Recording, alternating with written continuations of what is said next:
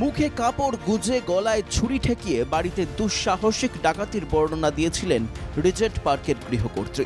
Central avenue দমদমের ডাকাতির আবহে ফের এই ঘটনা রীতিমতো প্রশ্ন তুলে দিয়েছিল নাগরিক নিরাপত্তা নিয়ে। কিন্তু 24 ঘন্টা কাটতে না কাটতেই বেরিয়ে এলো আসল রহস্য। পুরোটাই গল্প। আসলে নিজের বাড়িতেই ডাকাতির ষড়যন্ত্র গৃহকর্ত্রীর। পুলিশের টানা জিজ্ঞাসাবাদে ষড়যন্ত্রের কথা স্বীকার গৃহকর্ত্রী সোনালী বিশ্বাসের। জামাইবাবু রাজা নাগকে সঙ্গে নিয়ে চুরির ছক কষেছিলেন তিনি। বক্তব্যে অসঙ্গতিতে গ্রেফতার দুজনেই। মহিলার বয়ানের সঙ্গে সিসিটিভি ফুটেজের বিস্তর অসঙ্গতি ছিল, জানান কলকাতার পুলিশ কমিশনার মনোজ ভার্মা।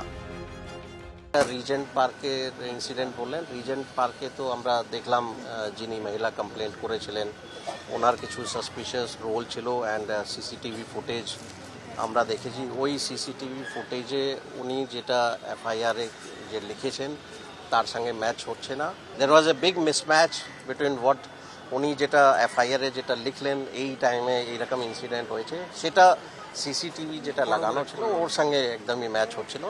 তো we had some genuine suspicion based on which further action has been taken. সাজানো চুরির দায় অন্যের ঘাড়ে ঠেলে দেওয়ার জন্য ডাকাতির গল্প ফেঁদেছিলেন সোনালী। তবে শেষ রক্ষা হলো না, নিজের জালেই জড়ালেন তিনি।